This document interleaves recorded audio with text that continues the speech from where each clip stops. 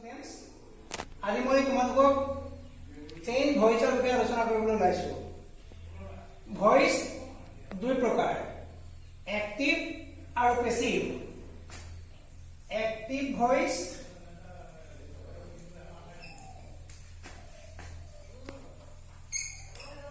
দুই নম্বৰটো passive voice.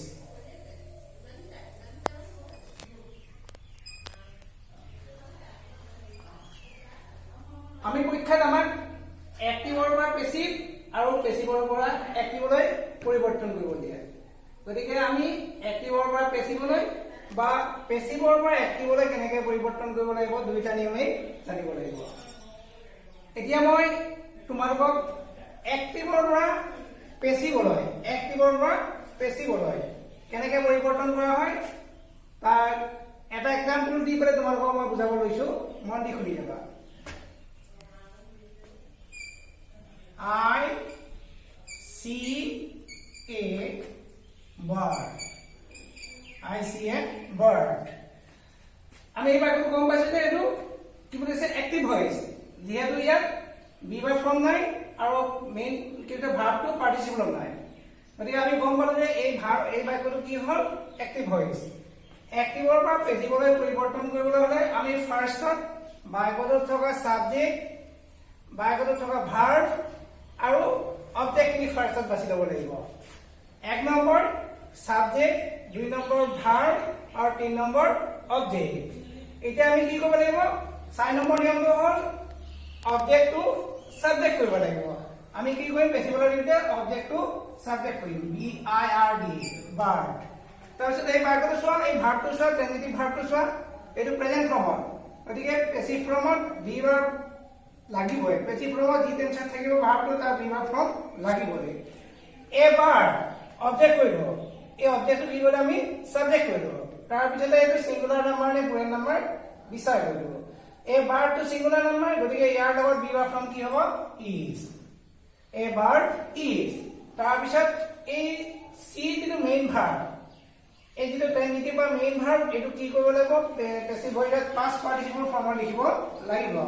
এইটো কি হ'ব, সি শো সিন, এস ডাবল এন, সি শো সিন। তাৰ পিছত ভয়েস চেঞ্জৰ প্ৰিপজিশন চাৰিটা ব্যৱহাৰ কৰা হয়। এই চাৰিটা মই চাৰিটা লিখি দিছো, বাই, এট, টু আৰু উইথ। এই চাৰিটা কিন্তু এপ্ৰপ্ৰিয়েট হয়, এই এপ্ৰপ্ৰিয়েট প্ৰিপজিশনটো ইয়াত কি কৰিব লাগিব, ব্যৱহাৰ কৰিব লাগিব। গতিকে ইয়াত বাই, এট, টু, উইথ, এই প্ৰিপজিশন চাৰিটা এপ্ৰপ্ৰিয়েট কোনটো হ'ব, বাই। তাৰপিছত এক্টিভ ভয়েসৰ যিটো সাবজেক্ট, এই সাবজেক্টটো কি হৈছে পেসিভ ভয়েসৰ অবজেক্ট হয়, গতিকে আটো কি হ'ব, পেসিভ ভয়েসৰ নিমিত্তে কি হ'ব, প্ৰনাউনটো মি হ'ব। এতিয়া বাক্যটো আকৌ চোৱা, আই সি এ বাৰ্ড। আমি ফাৰ্ষ্টত কি চাইছিলো, এক্টিভ ভয়েসত। এই বাক্যটো এক্টিভ ভয়েসত আছে, পেসিভ ভয়েসলৈ কেনেকৈ নিছো, প্ৰথমতে এক নম্বৰ ৰুলটো কি, এক নম্বৰ নিয়ম মনত ৰাখিব লাগিব, সাবজেক্ট, দুই নম্বৰটো ভাৰ্ব, তিন নম্বৰটো অবজেক্ট। আমি আগলৈ হিচাপ কৰি যাব পাৰা, subject, I to subject, C to verb, কি বুলিছে এ বাৰ্ড টু অবজেক্ট। ৪ নম্বৰ কি কৰিব লাগিব, আমি অবজেক্টটো সাবজেক্ট কৰিলো, অবজেক্টটো কি কৰিলো, সাবজেক্ট কৰিলো। ৫ নম্বৰ এইটো সিঙ্গুলাৰ নাম্বাৰ নে প্লুৰেল নাম্বাৰ বিচাৰ কৰিলো, আৰু সিঙ্গুলাৰ নাম্বাৰ নে প্লুৰেল নাম্বাৰ বিচাৰ কৰাৰ পিছত আমি কি পালো, সিঙ্গুলাৰ নাম্বাৰ পালো। আৰু ৬ নম্বৰ ৰুলটো কি হ'ব, বি ভাৰ্ব ফৰ্মটো ব্যৱহাৰ কৰিলো, যিকোনো এপ্ৰপ্ৰিয়েট বি ভাৰ্ব ফৰ্ম ব্যৱহাৰ কৰিলো। তাৰপিছত নেক্সটটো কি কৰিব লাগিব, মেইন ভাৰ্বটো কি কৰিব লাগিব, পাষ্ট পাৰ্টিসিপল লিখিব লাগিব, সি শো সিন। তাৰপিছত কি, যিকোনো এটা প্ৰিপজিশন দিছো, এপ্ৰপ্ৰিয়েট প্ৰিপজিশন, বাই, এট, টু, উইথৰ যিটো এপ্ৰপ্ৰিয়েট তাক আমি ব্যৱহাৰ কৰিছো। ইয়াৰ এইটো বাক্যত কি হ'ব, বাই, আৰু আইটো কি হ'ব, মি হ'ব। গতিকে এক্টিভৰ পৰা পেসিভলৈ পৰিৱৰ্তন কৰোঁতে জেনেৰেলি আমি ৯টা নিয়ম চাব লাগিব। এক নম্বৰ আগত হিচাপ কৰিছো, সাবজেক্ট, ভাৰ্ব, অবজেক্ট, তিনিটা হ'ল। অবজেক্টটো সাবজেক্ট কৰিলো, তাৰপিছত ৫ নম্বৰটো সিঙ্গুলাৰ নাম্বাৰ নে প্লুৰেল নাম্বাৰ বিচাৰ কৰিলো, ৬ নম্বৰটো বি ভাৰ্ব ফৰ্ম ব্যৱহাৰ কৰিলো, ৭ নম্বৰটো মেইন ভাৰ্বটো পাষ্ট পাৰ্টিসিপল কৰিলো, ৯ নম্বৰটো ৮ নম্বৰটো যিকোনো এটা প্ৰিপজিশন ব্যৱহাৰ কৰিলো, তাৰপিছত ৯ নম্বৰটো এক্টিভ ভয়েসৰ সাবজেক্টটো কি হ'ল, অবজেক্ট কৰিলো। গতিকে এই ৰুলটো যদি আমি প্ৰত্যেকটো সেন্টেন্সত যদি ব্যৱহাৰ কৰিব পাৰো, তেতিয়াহ'লে এক্টিভৰ পৰা পেসিভলৈ ভয়েস চেঞ্জ কেতিয়াও ভুল নহয়। মই আৰু এটা এক্সাম্পল দিছো, আৰু এটা এক্সাম্পল দিছো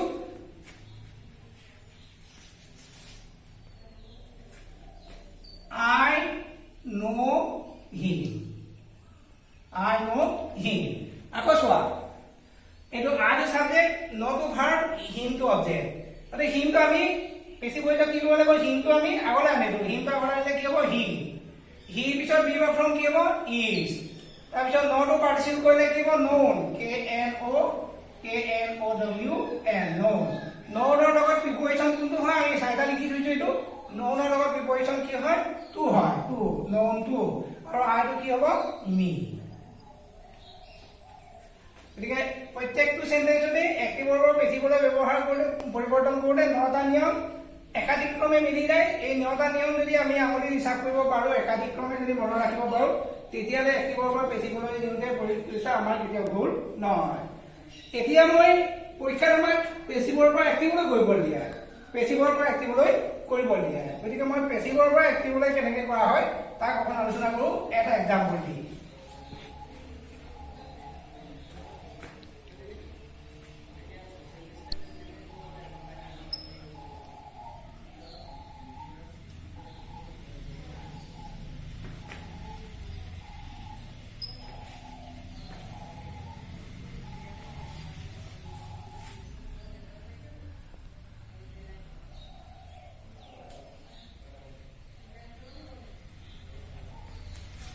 In the Bible, the tiger was killed by the hunter.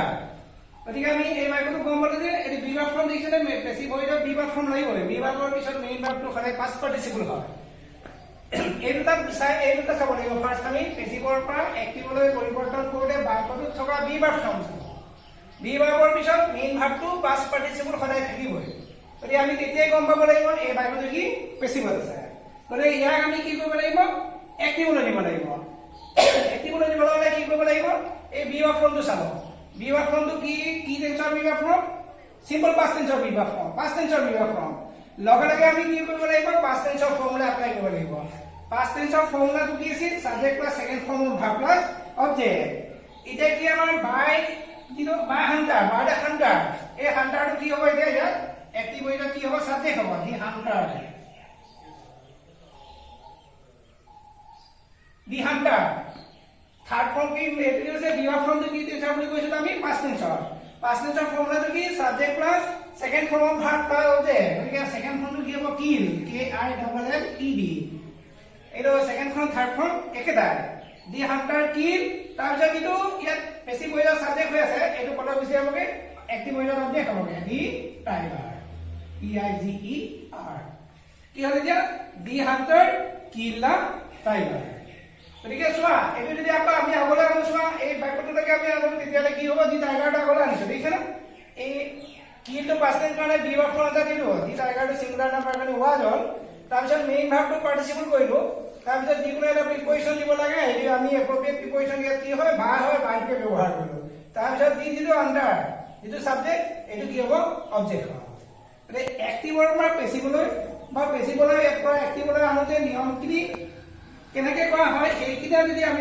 মনত ৰাখিব পাৰো তেতিয়ালে ভইচ চেঞ্জটো আমাৰ কাৰণে বৰ ডিফিকাল্ট নহ'ব গতিকে বাকি সেন্টেন্স বিলাক বাকি বাক্যবিলাকৰ বা বাকি সেন্টেন্স বিলাকৰ নিয়মবিলাক অকণ বেলেগ হ'ব কিন্তু মেইন বস্তুটো হ'ল পেসিভৰ পৰা এক্টিভলৈ আনোতে পেসিভৰ পৰা এক্টিভলৈ আনোতে be verb formটো সদায় চাই ল'ব লাগিব যিটো be verb form আছে তাৰ ফৰ্মুলা লিখিব লাগিব বা তাৰ ষ্ট্ৰাকচাৰ ফৰ্মুলা আমি লিখিব লাগিব এক্টিভৰ পৰা পেসিভলৈ আমি কি নটা নিয়ম মনত ৰাখিব লাগিব যেনে subject verb object to subject কৰা সিঙ্গুলাৰ নাম্বাৰ প্লুৰেল নাম্বাৰ বিচাৰ কৰা মেইন ভাৰ্বটো পাষ্ট পাৰ্টিসিপল লিখা যিকোনো এটা প্ৰিপজিচন ব্যৱহাৰ কৰা আৰু কি লিখা এক্টিভ হৈ যোৱা সাবজেক্টটো অবজেক্ট কৰা আৰু পেসিভৰ পৰা এক্টিভলৈ নিবলৈ হ'লে আমি কি কৰিব লাগিব বাক্যটোত থকা be verb formটো ফাৰ্ষ্টত আমি চাব লাগিব যি be verb form থাকিব যি টেন্সৰ be verb form থাকিব তাতে লিখিব লাগিব যেনে এতিয়া আমি was থকাৰ কাৰণে past tense লিখিলো is থকাৰ কাৰণে present tense লিখিব লাগিব am is থাকিলে present tense লিখিব লাগিব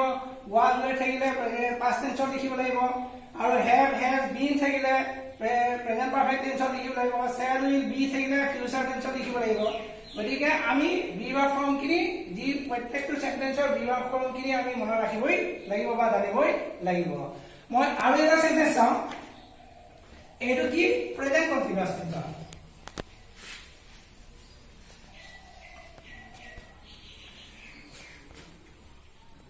She is playing cricket. She is playing cricket. এটা তো সি সাবজেক্ট একটিভ ভার্ব বেশি করে পরিবর্তন করে নটা নিয়ম চাব লাগিব ফার্স্টত কি চাব লাগিব সাবজেক্ট সেকেন্ডত ভার্ব থার্ডত অবজেক্ট এটা আমি অবজেক্টটো সাবজেক্ট করব ক্রিকেট সিঙ্গুলার নাম্বারে প্লুরাল নাম্বার চাব ক্রিকেটটো সিঙ্গুলার নাম্বার গতিকে এই বি ভার্ব ফর্ম কি হ'ব ইজ কন্টিনিউয়াস টেন্সত কি হয় বি ভাৰ্বৰ পিছত বেসিক ফর্মত সদায় বিং শব্দটো লাগিব কি শব্দটো লাগিব বিং ক্রিকেট ইজ বিং আৰু মেইন ভাৰ্বটো পাৰ্টিসিপল লাগিব নহয় পাস্ট পাৰ্টিসিপল প্লেইং বাই তাৰপিছতে সি টো এফালে কি হ'বগে অবজেক্ট হলে কি হ'ব হার গতিকে cricket is being played by her ইয়াত এটা ক্লাছৰ কন্টিনিউয়াস কাৰণে বিং ব্যৱহাৰ কৰিব গতিকে বাকি আগৰ নিচিনাকে নটা নিয়ম আমি আকৌ চাব লাগিব সাবজেক্ট ভাৰ্ব অবজেক্ট তাৰপিছত অবজেক্টটো সাবজেক্ট কৰিলো সিঙ্গুলাৰ নাম্বাৰ প্লুৰাল নাম্বাৰ চালো বি ভাৰ্ব ফৰ্ম দিলো মেইন ভাৰ্ব এটো কন্টিনিউয়াস কাৰণে বিং দিলো মেইন ভাৰ্বটো পাস্ট পাৰ্টিসিপল ফৰ্মত লিখিলো প্ৰিপজিশন দিলো আৰু কি এক্টিভ হৈ যায় সাবজেক্টটো অবজেক্ট কৰিলো গতিকে চোৱা তোমালোক ভয়েসটো বৰ বিশেষ চিন্তা কৰিবলগীয়া একো নাই একাধিক ক্ৰমে এনেকে যদি আমি ৰুলখিনি মনত ৰাখিব পাৰো তেতিয়ালে পৰীক্ষাত কেতিয়াও ভুল নহয় বেলেগ বেলেগ সেন্টেন্সত কবা কেইটামান বস্তু চেঞ্জ হৈ যাব কিন্তু মেইন সাবজেক্ট ভার্ব অবজেক্ট কি আমি জানিবই লাগিব গতিকে কিবা যদি তোমালোকৰ প্ৰবলেম থাকে পিছত আকৌ আলোচনা কৰি আজি ইয়াতে সামৰিছো